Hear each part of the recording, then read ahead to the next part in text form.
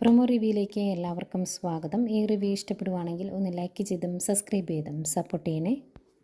അപ്പോൾ നയന ആദർശിനെ വിളിച്ച് പറയുന്നുണ്ട് അവിടുത്തെ കാലാവസ്ഥയൊക്കെ ചേഞ്ച് ആയതുകൊണ്ട് ചിലപ്പം ശ്വാസം മുട്ടലൊക്കെ ഉണ്ടാകും, അതുകൊണ്ട് ഇൻഹേലറൊക്കെ അടുത്തെടുത്ത് വെച്ചേക്കണം എന്ന് പറയുമ്പം ആദർശ് പറയുന്നുണ്ട് അതൊന്നും ഓർത്തിട്ട് നീ പേടിക്കേണ്ട, അതെല്ലാം ഞാൻ എടുത്ത് വെച്ചിട്ടുണ്ട് എന്നൊക്കെ പറയുന്നുണ്ട്.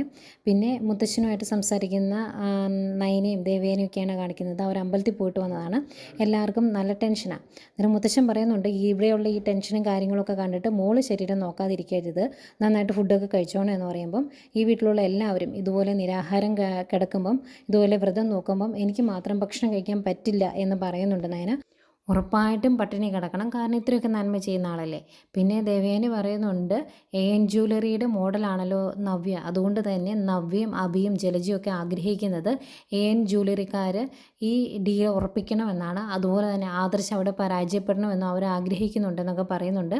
എന്തായാലും ഇതൊക്കെ കേൾക്കുമ്പോൾ ഭയങ്കര വിഷമമാണ് നയനയ്ക്കൊക്കെ. പിന്നെ ആദർശ് ആ ജ്യൂസ് എടുത്ത് കുടിക്കുന്ന കാണിക്കുന്നുണ്ട്, അതിൻ്റെ അകത്ത് മയക്കുമരുന്ന് കലക്കിയതാണല്ലോ, ആദർശ് ഉറങ്ങിപ്പോവും. എന്തായാലും അതും കാണിക്കുന്നുണ്ട്. ഇതൊക്കെയായിരുന്നു പ്രൊമോ.